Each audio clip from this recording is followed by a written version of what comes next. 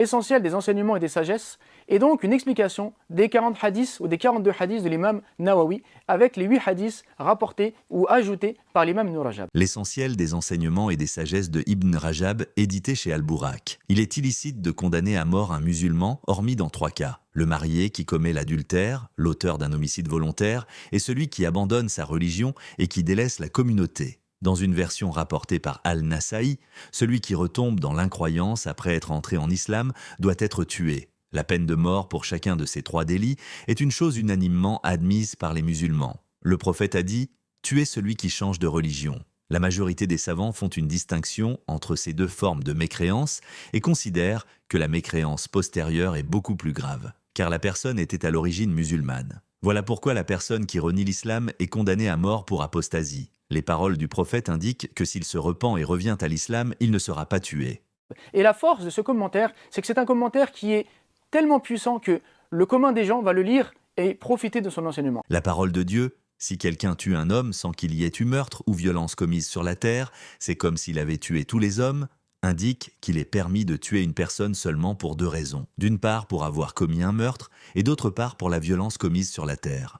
Parmi les violences sur la terre, il y a les agressions, l'apostasie et l'adultère. Tout cela fait partie de la violence commise sur la terre. De même, la consommation de vin à plusieurs reprises et de façon persistante est susceptible de conduire à verser le sang. Si celui qui prononce les 2 témoignages offense Dieu et son envoyé, il est alors permis de le tuer, car en agissant ainsi, il abandonne sa religion. Il en est de même pour celui qui manque de respect à un exemplaire du Coran et qui le jette dans un endroit impur, ou qui conteste un élément religieux notoire comme la prière et d'autres actes rituels semblables dont l'omission exclut l'individu de la religion. Le savant va le lire et augmenter son savoir. C'est-à-dire que c'est un livre qui s'adresse à tout le monde et qui est accessible à tous et que tout le monde va tirer profit de sa lecture. C'est en se basant sur ces éléments que de nombreux savants se sont prononcés en faveur de la mise à mort de celui qui appelle à l'innovation en matière de religion. Ils ont considéré que ce comportement était comparable à l'abandon de la religion et un moyen de parvenir à cette fin. S'il appelle les autres à son innovation, il s'agit alors d'un grave délit,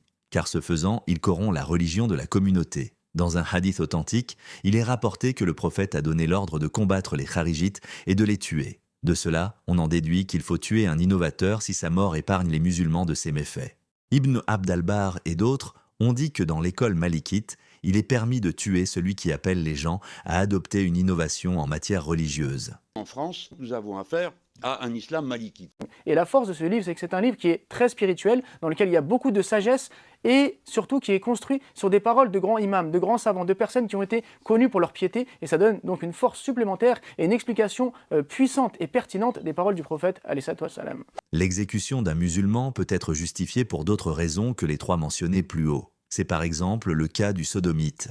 Il a été rapporté d'après Ibn Abbas que le prophète a dit « Tuez les 2 personnes impliquées dans la sodomie ». L'actif et le passif. Autre exemple, c'est celui du sorcier. La punition pour le sorcier, c'est la mort par un coup d'épée. Sa magie le fait tomber dans la mécréance et son sort est celui de l'apostat. Un autre exemple est celui de l'individu qui abandonne la prière. De nombreux savants affirment qu'il mérite la mort, mais ne le considèrent pas comme mécréant. Quant à l'adultère commis par la personne mariée, les musulmans sont unanimes.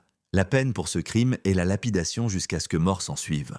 Ibn Abbas a déduit la lapidation du Coran, il a dit « Celui qui rejette la lapidation rejette le Coran sans s'en rendre compte ».